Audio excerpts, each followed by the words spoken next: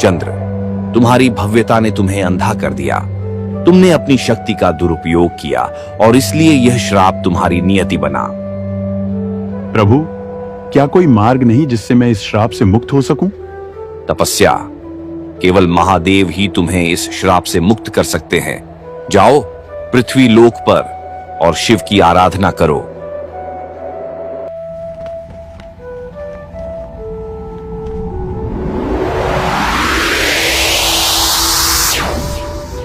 और फिर प्रारंभ हुआ एक ऐसा अनुष्ठान जो हजारों वर्षों तक श्रद्धा का प्रतीक बन गया। एक ऐसी साधना जिसने सोमनाथ को जन्म दिया। चंद्रदेव जलधारा में प्रवेश करते हैं और अपनी सारी शक्ति शिव को समर्पित करते हैं। वे कठोर तपस्या करने लगते हैं। हवा रुक जाती है, पक्षी मौन हो जाते हैं, समुद्र भी शांत हो जाता है। समय बीतता जाता है, दिन से रात, रात से दिन। सालों तक चंद्रदेव अपनी जगह से हिलते नहीं। कहते हैं जब श्रद्धा पूर्ण होती है तब भगवान स्वयं प्रकट होते हैं, और वही हुआ। चंद्रदेव की तपस्या से खुश होकर भगवान शिव प्रकट होते हैं और कहते हैं, चंद्रदेव, तुम्हारी तपस्या से प्रसन्न होकर मैं तुम्हें वरदान देता हूं। तुम्हारा तेज हमेशा अमर रहेगा और जिस स्थान पर तुमने तपस्या की वहां मेरी ज्योति सदा प्रकाशित रहेगी। इस वरदान के बाद धरती पर एक शिवलिंग प्रकट होता है। चारों ओर रोशनी फैल जाती है और इस तरह सोमनाथ ज्योतिर्लिंग प्रकट हो गया।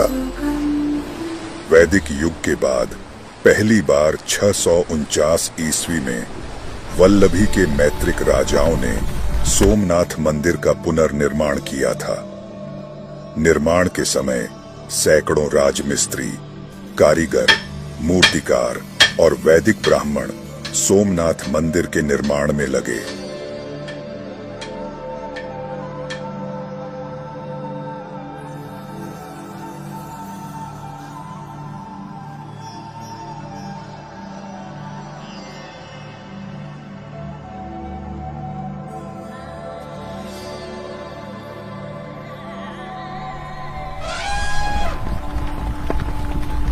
कई सालों के कठिन परिश्रम के बाद सोमनाथ मंदिर का पुनर्निर्माण हो जाता है।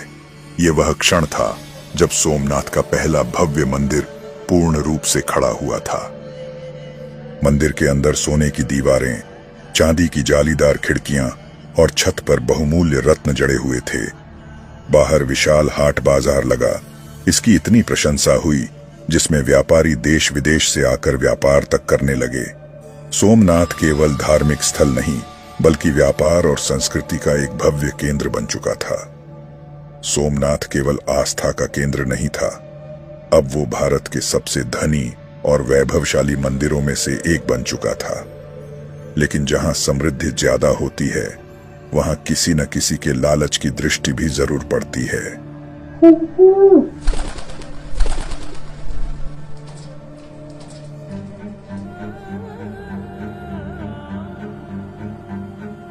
उस समय की रात भी बहुत गहरी थी। समुद्र की लहरें भी शांत थीं, लेकिन हवा में एक अजीब सा सन्नाटा था। सोमनाथ मंदिर में शिव भक्तों की भीड़ थी। शंख और मंत्रों की गूंज से माहौल भक्तिमय बना हुआ था। लेकिन किसी को नहीं पता था कि अंधेरे में एक तूफान उनकी ओर बढ़ रहा था। एक ऐसा तूफान जो सिर्फ हवाओं का नहीं बल्कि तलवारों और आग का था। अरब गवर्नर अल जुनैद अपनी विशाल सेना के साथ सोमनाथ को मिटाने के इरादे से आगे बढ़ रहा था। दूर क्षितिज पर धूल के गुब्बार उठ रहे थे और घोड़ों की टापों की आवाज पास आती जा रही थी। मंदिर के प्रहरी चौंक उठे। कुछ ही पलों में चारों ओर अफरा तफरी मच गई। लुटेरे, यह शब्द गूंजते ही हर कोई सतर्क हो गया। लेकिन सोमनाथ के लोग योद्धा नहीं थे, वे तो भक्त थे जो शिव के नाम पर जीते थे। फिर भी कुछ ने हथियार उठाए, कुछ ने अपने परिवार को बचाने के लिए भागने का रास्ता तलाशा। लेकिन हमलावर सेना के सामने वे सब बेबस थे। अल जुनैद की सेना मंदिर के द्वार तोड़ते हुए अंदर घुसी। वे मूर्तियां तोड़ने लगे, सोने चांदी के आभूषण लूटने लगे और जिसने भी विरोध किया उसे तलवार से मार दिया।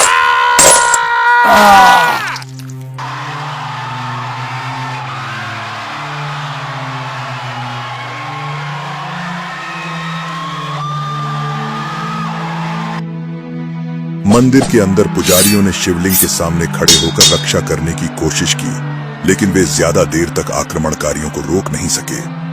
एक झटके में तलवारें चमकी और मंदिर का गर्भगृह खून से लाल हो गया। आखिरकार जुनैद ने अपने सैनिकों को आदेश दिया, मंदिर को पूरी तरह खत्म कर दो। और कुछ ही देर में सोमनाथ का भव्य मंदिर मलबे में तब्दील हो गया। अब तुम सोचोगे, क्या सोमनाथ खत्म हो गया था? नहीं, क्योंकि विश्वास को तलवारों से नहीं मिटाया जा सकता। यह मंदिर नष्ट हुआ, लेकिन यह उसका अंत नहीं था।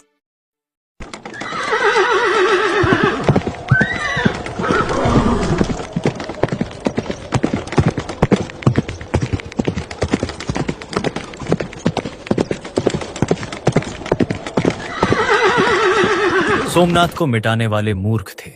वे यह नहीं जानते थे कि आस्था कभी मरती नहीं। यह मंदिर फिर खड़ा होगा, पहले से भी भव्य, पहले से भी शक्तिशाली।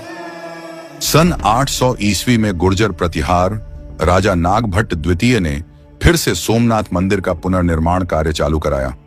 अल जुनैद के आक्रमण के 90 साल बाद इस मंदिर को पहले से भी ज्यादा भव्य बनाने का प्रयास किया गया, ताकि कोई आसानी से इस पर आक्रमण न कर सके। सैकड़ों कारीगर और राजमिस्त्री मंदिर के पुनर्निर्माण में जुट जाते हैं। सालों की मेहनत, अटूट आस्था और दृढ़ निश्चय के बाद सोमनाथ मंदिर एक बार फिर खड़ा हो चुका था, पहले से भी अधिक भव्य, पहले से भी अधिक मजबूत। राजा नागभट्ट द्वितीय ने अपने संकल्प को पूरा करते हुए इस मंदिर का पुनर्निर्माण करवाया, और यह न सिर्फ एक धार्मिक स्थल बल्कि शक्ति और आस्था का प्रतीक बन गया।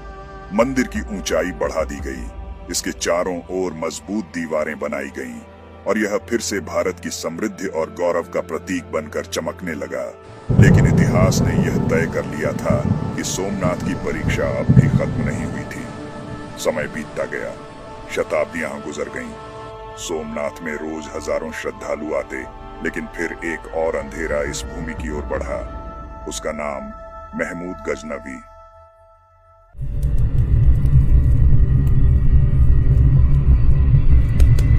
मैंने कई सल्तनत फतेह किया है, लेकिन अब मैं वो उस बेशकीमती बेशुमार काफिरों के मंदिर का दीदार चाहता हूं, क्योंकि मैंने सुना है कि हिंदुस्तान का सोमनाथ मंदिर अनगिनत खजानों से भरा हुआ है।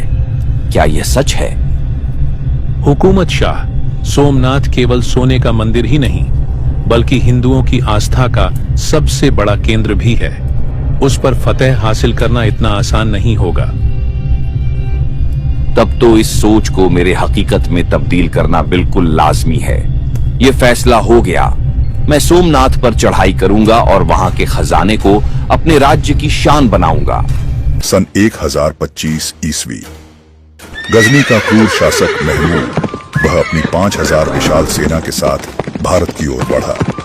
रास्ते में उसने कई शहरों को नष्ट कर दिया, पर उसका असली लक्ष्य अभी भी उसके सामने था, सोमनाथ। सोमनाथ के रक्षकों को खबर मिल चुकी थी कि एक विशाल सेना मंदिर की ओर बढ़ रही है, लेकिन इस बार हालात अलग थे। राजा भीमदेव और सोमनाथ के वीर सैनिकों ने संकल्प लिया कि वे अंतिम सांस तक इस मंदिर की रक्षा करेंगे। जब महमूद की सेना ने मंदिर के द्वार पर हमला किया, तो हजारों योद्धा तलवारें लेकर किले की दीवारों से कूद पड़े। घमासान युद्ध छिड़ गया। खून से धरती लाल हो गई, तलवारों की चमक और युद्ध घोष आकाश में गूंजने लगे। लेकिन गजनवी की सेना संख्या में बहुत बड़ी थी। मंदिर के रक्षक एक एक कर गिरने लगे। मंदिर के अंदर भक्त और पुजारी शिवलिंग के चारों ओर घेरा बनाकर बैठे रहे। उन्होंने भगवान से प्रार्थना की, लेकिन यह कुछ और ही थी। महमूद गजनवी और उसके सैनिक मंदिर के अंदर घुस गए। जो सामने आया उसे काट दिया गया। फिर वह शिवलिंग के पास पहुंचा और अपनी तलवार से पहला वार किया। ऐसा कहा जाता है कि जैसे ही तलवार शिवलिंग से टकराई, एक भयावह गूंज पूरे मंदिर में फैल गई। लेकिन महमूद नहीं रुका। उसने अपने सैनिकों को आदेश दिया, इसे तोड़ दो। और कुछ ही पलों में सोमनाथ मंदिर एक बार फिर से ध्वस्त कर दिया गया।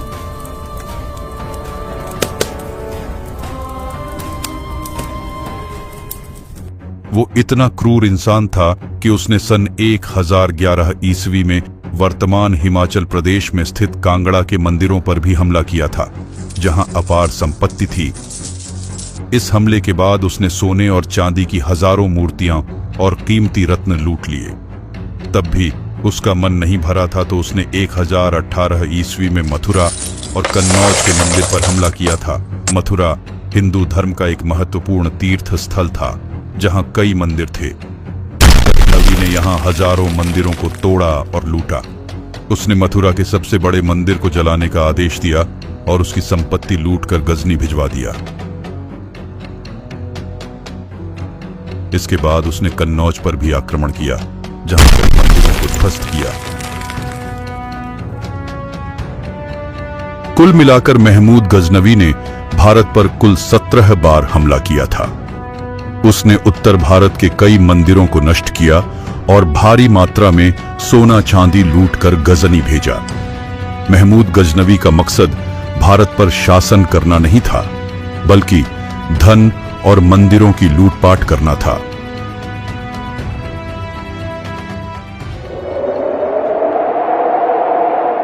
महमूद गजनवी के आक्रमण के लगभग 274 साल बाद अलाउद्दीन खिलजी ने सोमनाथ मंदिर पर हमला करने की योजना बनाई। 1299 ईस्वी में उसने गुजरात पर चढ़ाई करने की योजना बनाई, जिसमें सोमनाथ भी शामिल था। खिलजी ने अपने 2 सेनापतियों उल्लुक खान और नुसरत खान को गुजरात पर आक्रमण करने भेजा। इस सेना का मुख्य उद्देश्य गुजरात को लूटना, उसके व्यापारिक केंद्रों पर कब्जा करना और सोमनाथ मंदिर को नष्ट करना था। जब अलाउद्दीन की सेना सोमनाथ पहुंची तो वहां के स्थानीय राजपूत योद्धाओं और पुजारियों ने मंदिर की रक्षा के लिए संघर्ष किया। गुर्जर प्रतिहार और स्थानीय चौहान राजपूतों ने वीरता से लड़ाई लड़ी, लेकिन वे मुगलों की विशाल सेना के आगे टिक नहीं सके। युद्ध में हजारों सैनिक और भक्त बलिदान हो गए, लेकिन उन्होंने आखिरी सांस तक संघर्ष किया। अंततः मंदिर की रक्षा टूट गई और मुस्लिम सेना ने मंदिर को लूट लिया।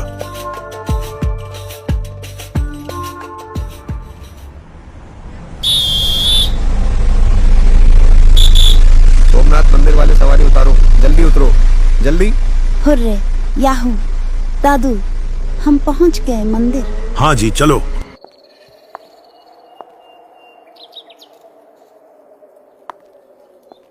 दादाजी, ये कौन है? किसकी मूर्ति है ये? ये बेटा वो है जिसने सोमनाथ मंदिर के लिए अपनी जान दे दी, हम्मीर जी गोहिल।